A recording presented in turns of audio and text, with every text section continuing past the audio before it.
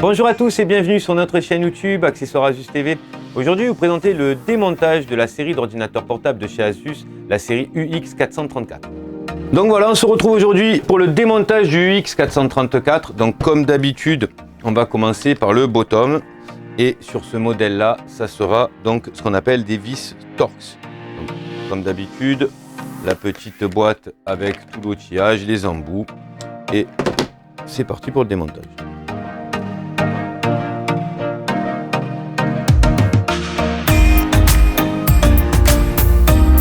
Sur ce modèle, on a bien sous les patins donc une vis. Si on avait démonté et tiré un peu fort, on aurait cassé donc ou le bottom ou le système de fixation qui est sur le top case.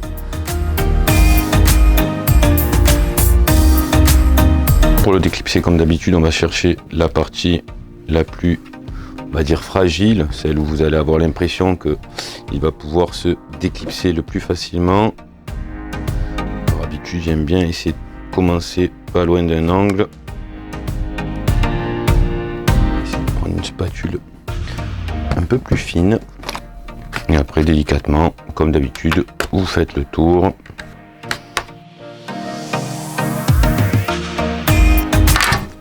Et voilà.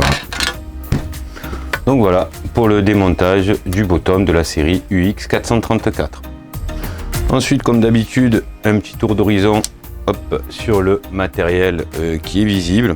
On va le mettre à l'endroit plutôt comme ça. Ici, donc, vous avez la batterie. Ici, vous avez le système de refroidissement, ce qu'on appelle le thermal module. Alors, le thermal module, c'est le système complet. Ici, vous avez la partie passive. Ici, vous avez la partie active. Ici, vous avez le système de disque dur, de nouvelle génération, bien sûr, qu'on appelle des SSD M2. Ici, le système de haut-parleur. Bien sûr, dessous, vous allez certainement avoir le touchpad. Ici, vous avez une carte Wi-Fi qui est intégrée. Voilà, pour quelques éléments qui sont visibles.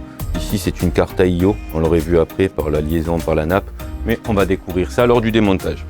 Allez, on attaque. Donc comme d'habitude, on va bien sûr débrancher la batterie avant de faire toute manipulation au-dessus de l'appareil avec des outils métalliques. Alors, on va commencer donc par dévisser la batterie. Vous voyez, la batterie sur ce modèle sert beaucoup au passage de câbles, donc ça ne servira à rien d'essayer de passer le câble si vous n'avez pas remis votre batterie. On voit qu'ici il est utilisé aussi, et ici. Donc voilà, alors, il en reste une ici, vous voyez. Toujours essayer d'être attentif, n'hésitez pas à revenir, même je peux faire des erreurs aussi. L'essentiel c'est qu'elle ne soit pas irrémédiable. Alors, je vais pouvoir logiquement commencer à retirer ma batterie, vous voyez, mais je ne vais pas tirer fort puisque vous voyez qu'ici, vous avez les câbles et haut-parleurs. On va pouvoir déjà en débranchant. Alors, sur ce modèle-là, c'est du clipsé par en haut, c'est pas une fiche qui rentre. Voilà, il faudra la tirer vers le haut pour pouvoir la sortir. Et là, vous avez, donc vous voyez, elle passe dans la batterie, démontée ici.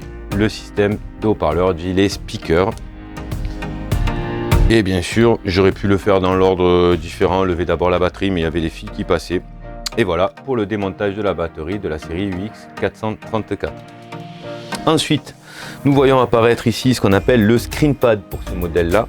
Ce sont comme un deuxième écran sur votre touchpad, votre souris d'ordinateur portable.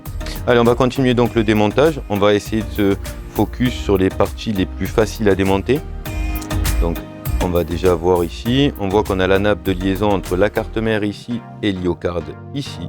On va pouvoir retirer directement par exemple notre SSD qui est quelque chose de facilement accessible.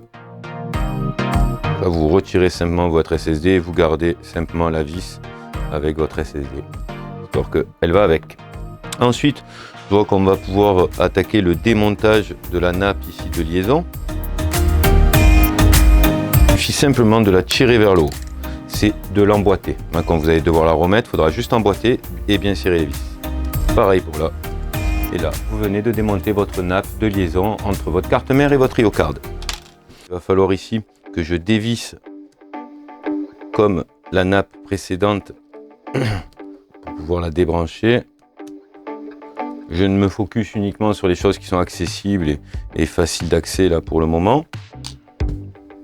Donc pareil, vous voyez, vous tirez vers le haut et là vous venez de retirer votre nappe. Alors on va attaquer par le système de refroidissement la partie active. Je vais juste contrôler que, alors on voit qu'on peut bien démonter la partie active de la partie passive, donc je ne vais pas avoir de soucis, je vais juste écarter mes deux vis pour pas les perdre.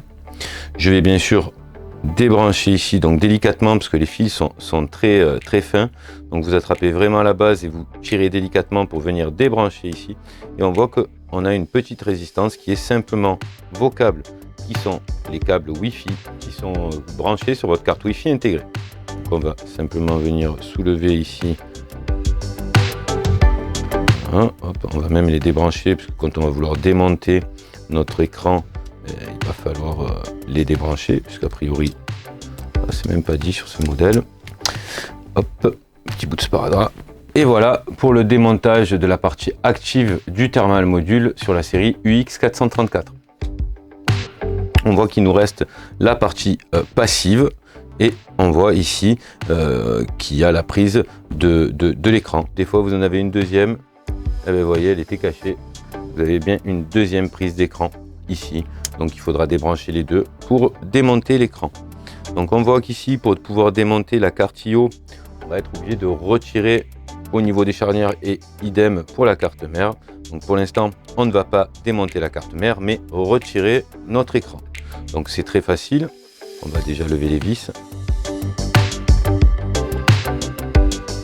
Donc voilà pour le démontage des charnières. Bien sûr je vais débrancher avant de désolidariser l'écran, je vais débrancher donc la première nappe. Donc vous voyez, ça c'est un genre de petit système de sécurité, c'est ni plus ni moins qu'un sparadrap qui va empêcher la prise de venir se débrancher s'il y a vibration, choc ou autre. Donc je vous conseille d'attraper vers l'arrière et simplement de la tirer. Ce sont des nappes très fragiles, elles sont catégorisées par des nappes LVDS, ça s'appelle une nappe LVDS, mais ça peut arriver de devoir la changer lors d'un défaut d'affichage ou du scintillement d'écran. Ce n'est pas forcément un problème de la dalle. Alors ici vous avez une autre nappe et ça va être de la même manière.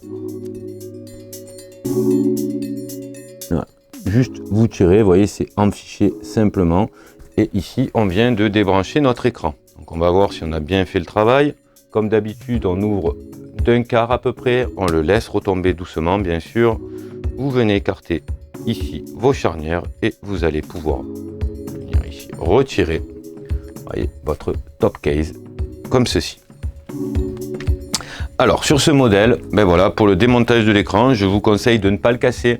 Si vous venez à le casser, il faudra donc vous retrouver comme ça pour le démontage. Ça s'appelle un module complet.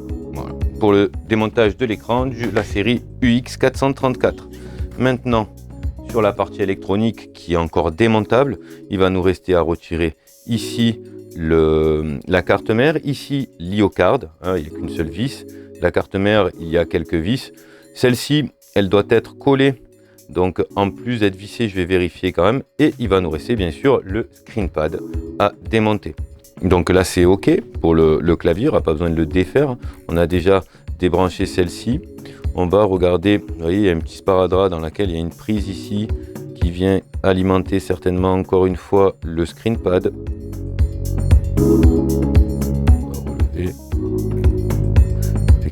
Donc on va bien sûr relever ici le petit ergot en plastique, vous voyez, pour pouvoir retirer ici la nappe. Donc ça c'est OK. Ici on va devoir retirer celle-ci de nappe aussi. On va faire la même chose, on va relever le petit ergot et on va venir retirer la nappe. Comme je disais, celle du clavier, c'est pas forcément la peine. Et on va pouvoir démonter la carte mère. Je vais déjà retirer l'IO card puisqu'il n'y a qu'une seule vis et qu'on a levé les vis des charnières qui la maintenaient. Voilà, hop, elle est tenue juste avec un petit bout de sparadrap. Je vais conserver ma vis ici. Donc voilà pour le démontage de l'IO card. Vous voyez, c'est là de carte d'accessoires. Elle va gérer votre lecteur de micro SD, votre port USB et votre contrôleur son. Voilà pour le démontage de l'IO card.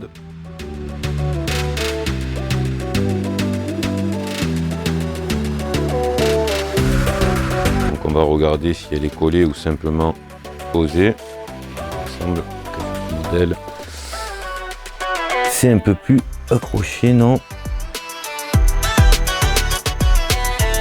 voyez, les nappes sont collées.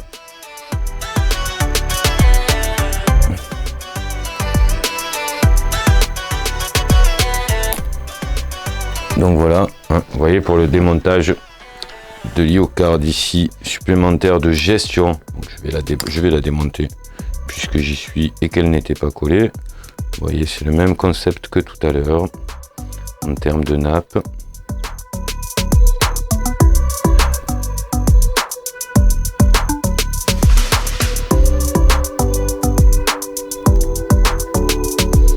Donc vous voyez, hop, juste je la retire comme ceci.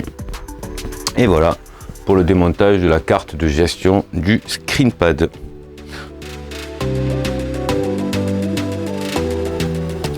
On a dit que la grise elle est là, on va faire juste un petit contrôle, voir, on va la débrancher quand même pour pouvoir retirer ici la carte mère.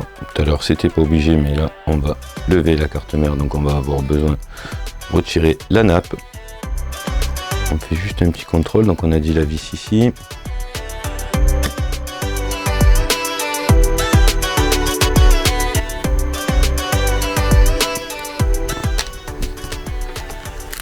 Et voilà, donc sur ce modèle, il n'y avait que 3 vis vraiment impactées sur la carte mère, sinon le reste, ce sera les accessoires qui les feront tenir.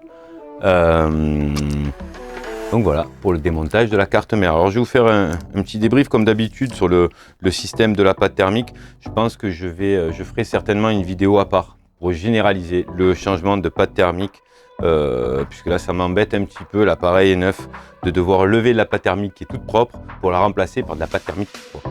Je ne vois pas forcément l'intérêt. Donc je vais vous donner les petits indices. Donc déjà on va retirer ici le système autocollant, hein, pour qu'on puisse voir de quoi nous parlons. Et vous avez ici 2 processeurs GPU, un peu comme vous voulez, ça va dépendre des pros, GPU pros, comme vous voulez. Dans tous les cas, il faudra démonter le système de refroidissement passif, hein, donc par les 4 vis ici et par les 2 vis ici. Vous allez le retirer, vous allez nettoyer à l'alcool 90 la surface de votre processeur, mais aussi la surface de votre thermal module, la partie passive, pareil de l'autre côté. Et vous allez venir poser une toute petite noisette de pâte thermique sur ce qu'on appelle le corps de chauffe de celui-ci et de celui-ci. Et vous allez serrer, donc on ne le voit pas bien parce que c'est bien écrit en noir, mais vous avez des chiffres ici qui vont permettre en fait l'ordre de serrage.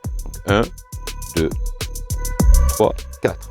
Ça va vous permettre en fait, quand vous allez serrer, la pâte thermique va s'étaler et va faire couvrir tout entier la partie du corps de refroidissement, ce qu'on appelle sur le processeur. Voilà pour la petite partie de la pâte thermique, et on vient de démonter bien sûr la carte mère de la série UX434. Je vais démonter le ScreenPad avant même de vous parler du top case. Alors, le ScreenPad.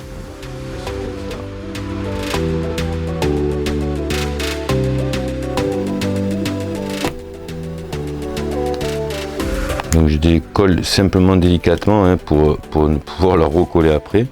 Et ici, vous voyez par dessous, vous allez le faire monter un peu comme le SSD. Et là, je viens de retirer mon ScreenPad. Je n'ai simplement pas retiré la nappe, que vous pouvez retirer en levant la languette. Ici, pareil, hein, ce qu'on appelle les petits ergots en plastique pour retirer vos nappes. Mais voilà, sinon pour le démontage du ScreenPad. Et là, maintenant, vous avez votre clavier. Si demain vous devez changer votre clavier, usure des touches, vous avez abîmé votre clavier, il se présentera comme ça, en sachant que bien sûr toutes les pièces qu'on vous présente, elles se retrouvent sur le site accessoires-du-6 Asus. Voilà, merci d'avoir suivi cette vidéo. Comme d'habitude, j'espère que ça a été utile pour vous. N'hésitez pas à défoncer le pouce bleu, celui qui est vers le haut, hein, pas celui qui est vers le bas. N'hésitez pas à vous abonner, n'hésitez pas à me poser des questions, c'est avec un grand plaisir que j'y répondrai, et je vous dis à très bientôt.